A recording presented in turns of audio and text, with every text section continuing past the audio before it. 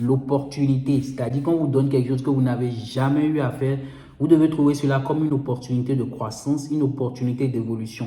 Donc l'état d'esprit, le mental à avoir, c'est j'apprends en même temps grâce à quelque chose qui est compliqué.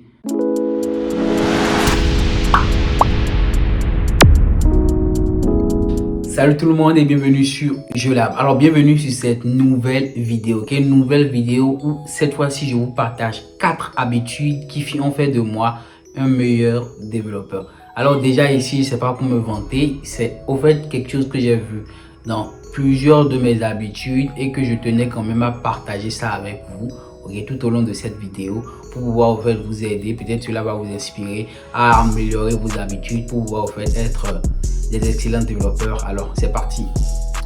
Alors pour tous ceux qui ne me connaissent pas, je m'appelle Mofi, ok, je suis le fondateur de JeuxLab, ok, donc tout ce que les vidéos que vous voyez, c'est moi qui le fais. Donc moi j'ai 6 ans d'expérience dans le domaine de l'informatique, dans le domaine de la programmation.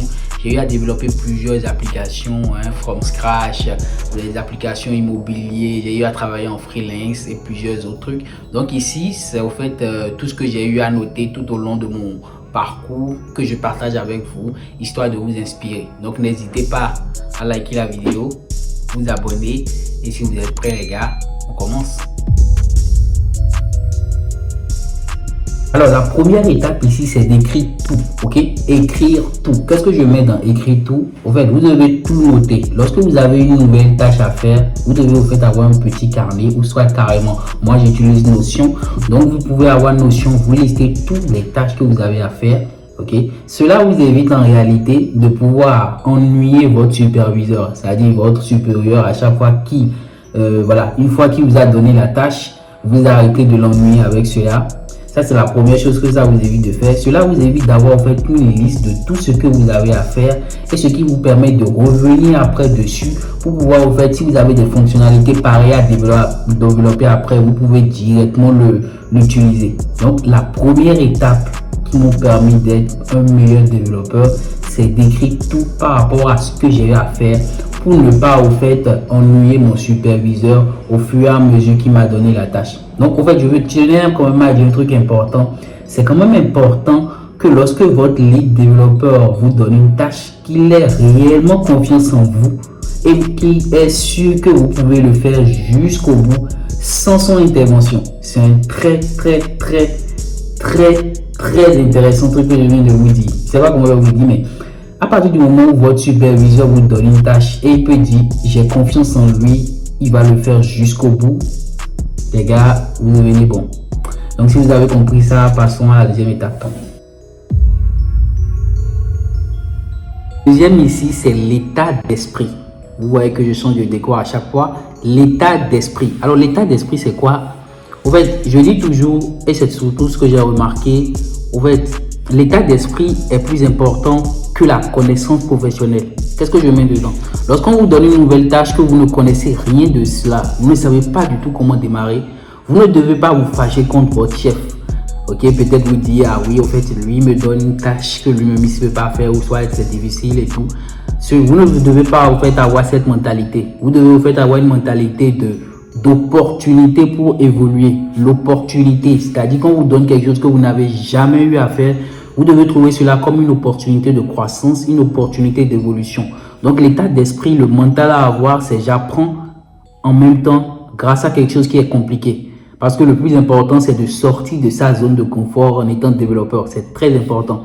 Donc la deuxième chose, c'est l'état d'esprit. Avoir un mental de guerrier dans la tête, un mental de quelqu'un qui a soif d'apprendre.